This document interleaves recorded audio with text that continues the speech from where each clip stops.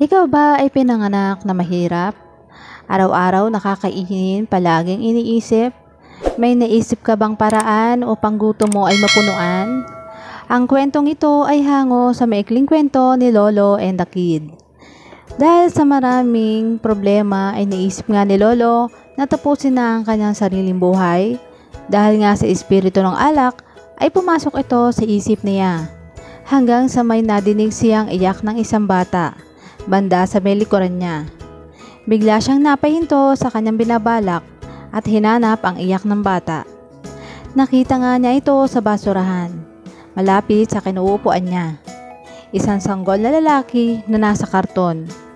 Kinuha nga niya ito at dahil sa batang ito ay ito na nga ang hudyat upang hindi ipagpatuloy ni Lolo ang kanyang binabalak sa kanyang buhay.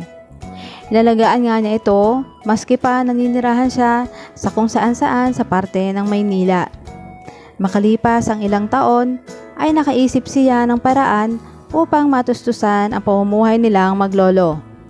Dahil sa malaki na din si Kid ay natutulungan na nito ang kanyang lolo. Hanggang sa isang araw, "Lo, ang daldal naman po nitong apo ninyo," ang sabi ng mag-asawang napadaan sa kanila sa kalye. Ang mag-asawang ito pala ay hindi pa nabibigyan ng anak. Kaya naman, banalikan uli sila ng mag-asawa kinabukasan. "Lo, pwede hubang kami na lamang ang umampon sa apo ninyo?"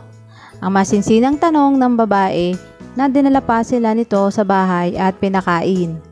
Pumayag nga si Lolo dahil iniisip din niya ang magandang buhay na tatahakin ni Kid sa mag-asawa. Binigyan ng mag-asawa ng salapi ang lolo upang umuwi na lamang ito ng probinsya. Umiyak at humabol si Kid sa lolo niya at sinabing ayaw silang magkahiwalay nito. Kinagabihan nga ay tulog na ang lahat sa bahay. Si Kid na lang ang gising. Lumabas ito at may mga gamit na bitbit. Paglabas niya ay hinahanap niya sa may gate ang kanyang lolo. Andun nga si Lolo at agad silang tumakbo papalayo sa bahay. Nakita sila ng mag-asawa at tiningnan lamang. Pero hinayaan na lang nila ang maglolo. Kinaumagahan ay namasyal at namili ang maglolo. Kumain sa masarap na kainan at natulog sa hotel. Malamig at maganda ang higaan. Tuwan-tuwa nga ang maglolo sa nangyari. Ngunit sa isang banda ay naiisip din ni Lolo ang masama nilang ginawa sa mag-asawa. Ngunit binabaliwala niya lang yon. Ang mahalaga, masaya at nakakakain ng maayos ang kanyang apo. Dumaan ang mga araw at naghanap pa rin sila ng mag-asawang naghahanap ng anak at nakailan pa nga silang swerte. May laloko na naman si Lolo at si Kid. Hanggang sa maaksidente na nga si Kid sa kanilang ginagawang pagtaka sa bahay. Sabay sexual na umampon sa kanya. Na-hospital si Kid at sinisi ng mag-asawa si Lolo. Sobrang nalungkot si Lolo sa nangyari. Kapakanan pa din ng apo ang mahalaga para sa kanya. Pero tumakas si Kid sa ospital at hinalap ang lolo niya sa labasan. Nahabol niya pa nga ito dahil papaalis na sana at handa nang ipaubaya siya kung iyon ang ikagaganda ng buhay niya. Pero mahal nilang maglolo ang isa't isa. Partners for life nga ang sabi nilang dalawa. Lumipas ang mga araw. May mag-asawa muli, natuwa sa bata at gusto siyang ampunin.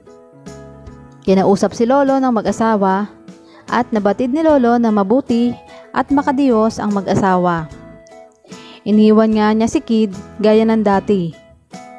Kinagabihan nga ay humabol na naman si Kid papunta sa gate. Hinanap niya ang lolo, ngunit wala ito sa labasan. Umiyak si Kid at niyakap ng mag-asawa. Mula nga noon ay di na nagpakita si Lolo sa bata. Makalipas ang maraming taon ay nakauwi na si Kid at ang pamilya niya sa Pilipinas. Nagbakasyon sila sa States. Nakatapos na ito ng kolehiyo. Habang kumakain nga sila, ay nagring ang telepono at hinahanap si Kid. Pinapupunta ito ng ospital. Natigilan si Kid dahil wala naman siyang ibang kaanak or kakilala. Si Lolo lamang ang kanyang kilala. Pumunta siya ng ospital at nakita niya si Lolong nakahiga sa kama doon. Lumapit siya at hinawakan niya ang kamay ng kanyang lolo. Nagising si Lolo at ngumiti agad ito sa kanya. Naiyak si Kid at niyakap ang lolo niya ng mahigpit. Umiiyak silang dalawa dahil sa pagkamis nila sa bawat isa. Isinakay niya sa wheelchair si Lolo at ginawa ang mga dati nilang ginagawa nung bata pa siya. Matagal niya ding hinanap ang lolo niya na akala niya ikinalimutan na siya. Ngunit heto silang dalawa, masaya at inaalala ang bawat masasayang pangyayari noon sa kanilang dalawa. Nagtatawanan at nagkukulitan. Kumanta silang dalawa ng paborito nilang kantahin sa videoke. Habang kumakanta nga ay napahinto na si Lolo at hindi na nga gumagalaw. Wala na pala ito. Ginising siya ni Kid pero wala na. Niyakap niya ito at umiyak siya ng umiyak. Yun nga at minaasikaso niya na si Lolo sa mga tao doon. Nakita nga niya at tiningnan ang bag na daladala ng lolo niya.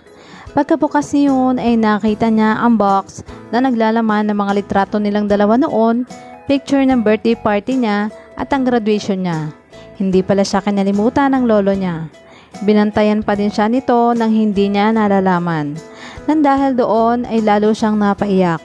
Nanghihinayang siya sa bawat araw na hindi niya napadama sa lolo niya na mahal niya ito.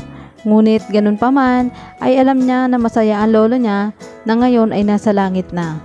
Masaya ito dahil narating nga niya ang pangarap ni lolo niya, ang magkaroon siya ng magandang kinabukasan.